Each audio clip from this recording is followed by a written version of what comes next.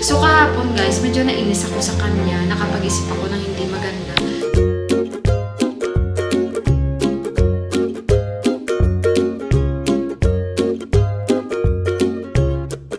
Good morning, good morning, good morning. Ako ay nandito sa kusina and today magluluto na naman tayo ng Nepali style na pagkain. So cooking show na naman tayo today guys. Ang arte ano. So ayan yung ating panakot, ang ating ingredients, tatlong patatas and igigisa ko ito sa tatlong talong. Yan, so Nepali style tayo ngayon. Ay, hindi pala. May apat pala akong talong. Kasi nga, iba sana ang plano ko dito sa talong na ito. Kaso lang, hindi siya natuloy, guys. So, kaya ayun. At may nahiwa na ako kahapon. Ito pa yung natira na mga bawang. Sibuyas, dagdagan ko na lang at luya. So, ngayon, balatan natin to patatas dahil magigisa-gisa ako. And kumusta ang mga araw nyo? I hope lahat kayo ay okay lang. So, magsisimula-simula na dito si Sis Mila. So, ipipil ko lang itong patatas dahil inimix natin to sa talong.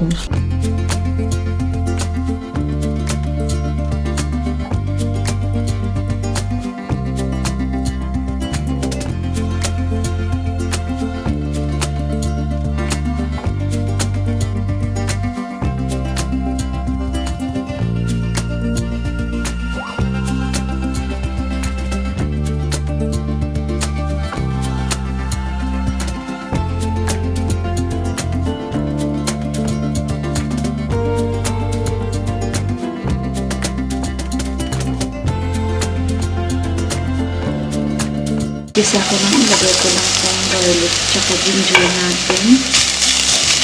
Ilalagay ko yung kamatis.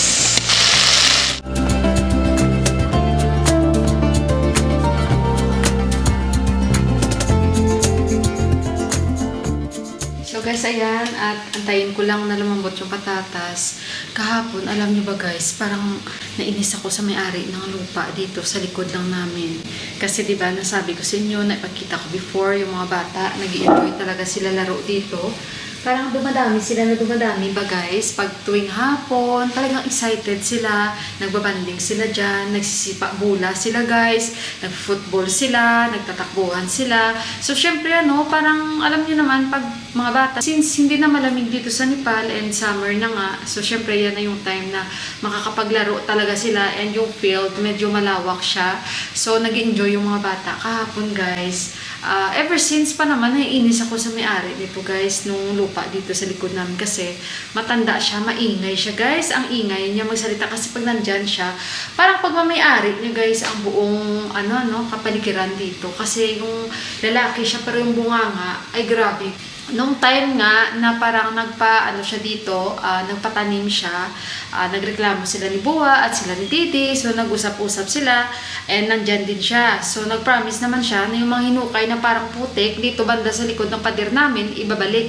Hindi ko alam kung sino nakasubaybay sa inyo niya ng vlog ko kasi vlog ko rin yan. So kahapon guys, medyo nainis ako sa kanya, nakapag-isip ako ng hindi maganda.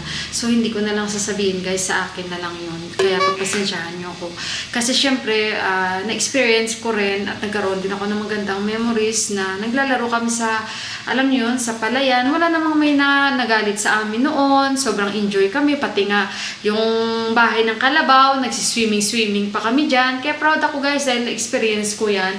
And yung mga kuhol, yung mga ganun ba, nilalaro namin yan. At lalong-lalo pag tag-ulan guys, nagsiswimming-swimming kami dyan sa likod ng palayan namin. Kaya proud ako na na-enjoy ko talaga yung kabataan ko. Lahat guys, na-enjoy ko talaga. So, nainis lang ako kahapon guys kasi naglalaro yung mga bata, kinuha niya yung bola. Kinuha niya yung bola guys, dinala niya doon. Tapos, nakikipag-chismisan siya dahil syempre proud siya, lupa niya yan, yung ganito, ganyan ba. So, syempre ano bang magagawa ng mga bata dahil kinuha mo na yung mga bola since matanda ka na rin. And syempre yung mga bata dito guys, marespeto ang mga bata dito, sa totoo lang. Yun lang guys, sa isa sa mga inahangaan ko, sandali muna guys, kasi baka masunog itong niluluto natin. Ilipat ko lang dito. So, medyo nainis lang ako kahapon guys. Oo, right niya yun dahil may-ari siya ng lupa. Pero what I mean to say ba guys, sandali saan naman ito napunta yung camera ko. What I mean to say ba guys, isa na intindihin mo dahil siguro ikaw mismo naka-experience ka rin at alam mo yung kung ano ang feeling na naglalaro yung mga ganong edad. So, syempre helpless yung mga bata dahil syempre kinuha mo yun. ano ba ang magagawa nila, and matanda ka, siyempre may takot sila. So, ayun guys, kinuha niya, and siguro nagtanong sa kanya, yung mga nakatingin na tao, kasi nandito ko kahapon guys eh. Kasi nga diba sabi ko sa inyo, tuwing hapon. So, ayan guys, sorry, nailagay ko na pala yung talong. So, yun guys, parang ako mismo, parang masama yung aking, loob kahapon na hindi naman buong lupa niya ang pinaglalaroan ng bata. Hindi naman niya pagmamayari yung buong lupa dito guys. Iba-iba sila. What I mean to say is, wala namang masama. Naglalaro lang naman yung mga bata. Hindi naman yan inaangkin ng mga bata sa'yo niyan. Yung lupa mo, anong magagawa guys? Sarado ang utak ng matanda. Tsaka wala naman silang pananim dyan guys. Sa totoo lang. Okay, sana magalit siya kung may mga katabi na nagpatanim siya. Wala naman guys. Wala namang kita nyo naman yung likod namin dito, di ba? Puro damo. So, kaya parang sabi ko itong matanda na to, feeling. Actually guys, alam nyo ba, nakapag-isip ako ng isang araw na sabi ko, baka makita ito ng may-ari na naglalaro dito ang mga bata, magalit siya. Hindi nga ako guys nagkamali. Guys, kahapon guys, nagluluto ako dito. Ayun, may narinig ako, medyo naintindihan ko, di napasilip ako. Kaya nung napasilip ako, yun nga nakita ko na yung mga bata, natigil na sila sa paglalaro. Napatingin na lang sila doon sa matanda na yun, nabitbit yung bola malayo sa kanila. Tapos, syempre nag-aantay yung mga bata na ibalik sa kanila yung bola nila. So, parang sabi ko, hindi nga talaga ako nagkamali. Nakita niya nga na naglalaro dito mga bata sa kanyang lupa. Kasi minsan dumadaan siya. Kasi nakatira siya dito banda lang din sa amin. Pero, hindi naman ganun kalayuan. Diba guys? Siguro, I think wala namang masama yun. So, yung nakita nyo, nilagay ko dashi yan. Nilalagay ako konti. Yung talong, actually, matutubig din dito mamaya. Low fire lang tayo. So, ang nilagay ko, turmeric powder at jeera powder ang nilagay ko, guys. Pwede rin natin lagyan to ng konting gravy. Para may konting gravy siya. And so, ayun na guys, i-share ko lang sa inyo na wala namang masama siguro na naglalaro ang mga bata. Diyan, di ba? Nakakatuwa nga eh. Ako nga natutuwa talaga ako na tuwing hapon nakikita ko yung mga bata naglalaro dyan. So, ganyan lang guys, oh. And kung gusto mo lagyan ng meat curry, yung powder na masala, pwede rin naman para kahit pa paano mag-iba yung lasa. Basta ang importante dito, yung patatas, lumambot siya. And takpan natin after natin lagyan ng konting sabaw. Sarap ito guys. Patatas at talong lang. Nakita nyo naman, di ba? And coriander. Magic sarap kayo. Lagyan nyo. Lagyan ko konting sabaw. Di ba guys? Wala naman ako may nakitang masama doon sa mga ginawa ng bata.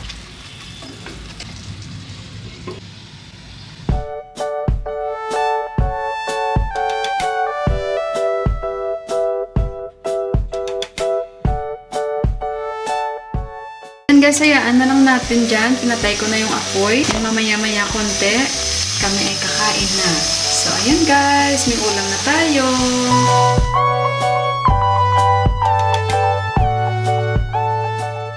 And ito na yung dal. Ayan. Lentil soup. Okay. So, may ulam na kami. Mamaya-maya konti, kakain na kami ni Deepak. Thank you, Lord. Guys, kain tayo. At si Deepak, pinakain ko na siya kasi nagsampay pa ako ng mga labahin ko, diba? Konti lang naman. Ayan na yung niluto natin at yung dahil. So, ayan. Thank you, Lord. Kain tayo.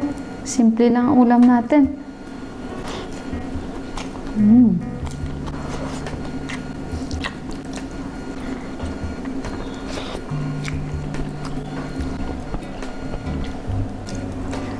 Kasi pag hindi ito malambot ng patatas, hindi siya masarap. Pero yung iba sa inyo, hindi ko alam kung magugustuhan nyo to guys. Dahil syempre alam nyo naman yung mga ulam namin dito. Sa kada luto, may patatas. Ubus na. Thank you Lord. So ayun guys. Dito ako sa rooftop. Pakita ko bala sa inyo ang aking mga itinanim dito. Everyday ako nakatingin dito guys. So ito na yung lemongrass ko. Oh. Tingnan nyo, may mga lumalabas na. Pero yung iba, tinakpan-takpan ko muna, pero hindi ko talaga alam guys kung tanglad ba talaga yan o damo. So yung mga coriander ko guys, ayan na oh. Kita nyo? Ang dami na guys. Oh, may date yan kaso nga maulan dito sa amin. So kaya yung nilagay kong pangalan, ito ay nung May 6 na itinanim natin. So ayan na oh. Kita nyo yung mga seeds. Meron na guys, naglabasan na sila, ang dami na oh. Ito ay danya. Yan, danya ito guys. Ito rin mga danya din ito. Hindi ko na lang sila nilalagyan muna ng tubig kasi nga maulan. So yan mga danya yan pati sa likod. Ayan na guys, ang dami na talaga guys. Kaya masaya ako. Yung tanglad natin, yan yung mga danya. Meron pa ako dito itinanim. Ito, tingnan nyo. Tingnan nyo. Yung cucumber, tsaka ano ito, upo. Ayan, pinagmimix ko sila. Kung sino ang lalabas sa kanila dyan, malaman natin, pinagmimix ko. And then, ito rin, danya din. Danya means coriander. Tingnan na lang natin, ano. Ito, okra. Dami ng okra, oh. Naglabasa na yung okra, guys. Tingnan nyo, nilagyan ko ng label. Okra. Ayan din. Okra din ito. Naglabasa na sila. Ito, balatong. Ayan na, may mga lumalabas na guys. Kasi nung last, sinukay namin ni auntie. Ito yung mint leaves ko. Tapos, ito yung aking tanglad. Yan, mga tanglad ko yan. So, mamaya maglalagay ako dito guys ng tubig. Kasi kaninang umaga, umulan. So, hindi ko sila nilagyan. So, mamaya maglalagay ulit. Yan guys, yung okra ko guys. So, kaya masaya ako. Hayaan ko kung sinong tutubo dyan sa kanila guys. Tingnan na lang natin. Kasi, everyday ko naman yan sila minomonitor dito. Yun nga, yung lupa ko dito ni Buwa, medyo okay siya. Pero yung sa baba hindi talaga maganda. Si Ama kasi medyo hindi pa maganda yung pakiramdam ni Ama. At least na-update ko kayo. Ayan si Ama guys, so. Nandyan sila sa kabila. Ang daming trabaho dito.